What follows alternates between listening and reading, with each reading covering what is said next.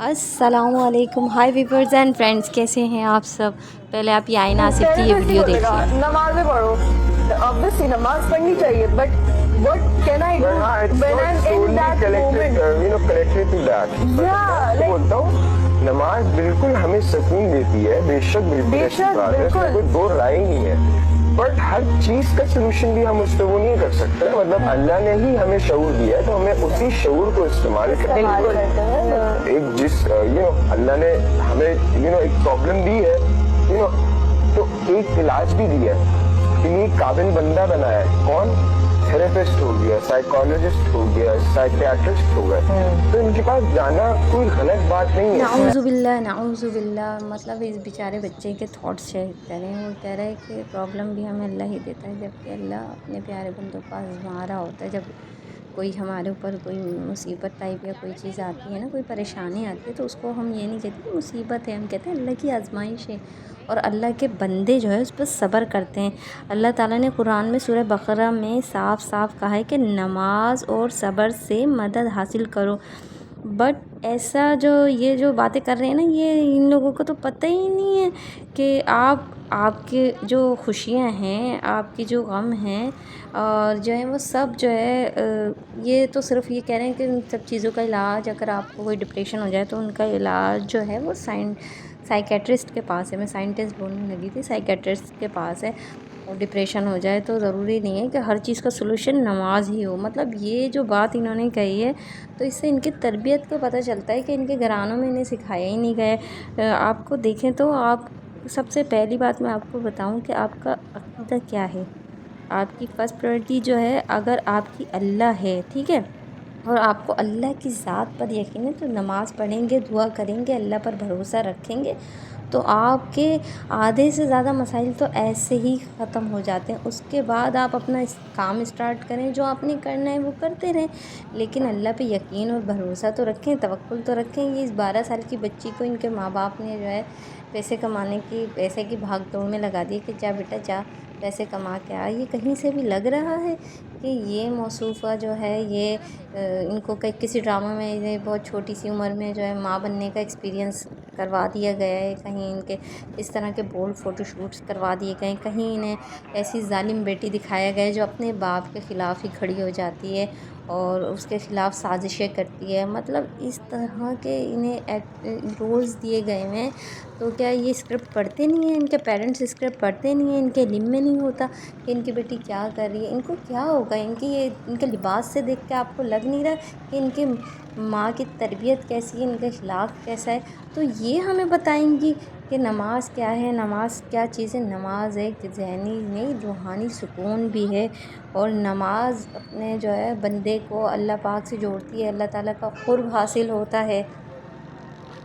اور ایک بات یہ بھی میں آپ کو بتاؤں کہ زندگی میں انسان ہر چیز کے بغیر رہ سکتا ہے، اللہ کے بغیر نہیں رہ سکتا۔ چاہے آپ خود کو کتنا ہی کوئی بہت بڑا اور بہت ہی ہائی فائی چیز کیوں نہ سمجھ لیں، آپ کو اگر اس چیز کی سمجھ آ گئی نا تو پھر آپ سمجھیں گے میری اس بات کو۔ آپ یہ جو کہتے ہیں نا، اللہ کی ضرورت زندگی میں ہر انسان کو ہر ٹائم، ہر جگہ، ہر وقت پڑتی ہے۔ اگر آپ اللہ کے بغیر رہ رہے ہو اور آپ کے پاس دنیا کی ہر فیسلٹیز ہے، ہر آسائش ہے، تو یقین کرو کہ آپ سے بڑا بدقسمت اس دنیا میں کوئی بھی نہیں۔ پتہ نہیں لوگ نماز کے بغیر رہ کیسے لیتے ہیں۔ ایون کہ نماز جیسی عبادت جو کہ آپ کے اللہ کے قریب کرتی ہے، وہ کسی بھی حال میں معاف نہیں ہے، آپ پر فرض کی گئی ہے۔ تو آپ یہ دیکھیں کہ ان کے پیرنٹس نے ان کی تربیت کیا کی ہوئی ہے۔ ان کو پتہ ہی نہیں کہ نماز ہے کیا، نماز کا ہماری زندگی میں امپورٹنس کیا ہے، ہماری زندگی میں کیا اہمیت کیا ہے نماز کی، ان کو کوئی پتہ نہیں۔ آج کل ان میڈم کا ایک بہت ڈرامہ بھی چل رہا ہے، ان کا ARY پہ ایک ڈرامہ بھی چل رہا ہے پرورش، تو میں اس کی ایک بات بتاؤں آپ کو۔ آپ یہ دیکھیں کہ اس میں یہ اپنی پھپھو کے ساتھ کس طرح سے پیش آتی ہیں، جس میں ان کا یہ ڈائلاگ ہوتا تھا کہ ہاتھ تھا اس لیے چھوڑ دیا، گلا ہوتا تو کبھی نہ چھوڑتی۔ یہ ڈائلاگ ایک بھتیجی کو دیا گیا ہے، یہ اسکرپٹ ہے اپنی پھپھو کے لیے۔ ایک بھتیجی جس کی عمر 16 سال سے کم ہے، وہ اپنی پھپھو کو کہتی ہے کہ یہ میرا گھر ہے، میرے باپ کا گھر ہے۔ آپ کی میرے گھر میں آنے کی ہمت کیسے ہوئی، وہ بھی بنا دروازہ کھٹکھٹائے۔ اس ڈرامے میں جو کردار پھپھو کو دیا گیا ہے، کیا پاکستان کی ساری پھپھو ایسی ہی ہیں؟ یقیناً آپ سب کہیں گے کہ نہیں۔ کیا سپاک ہوتی ہیں بہنیں؟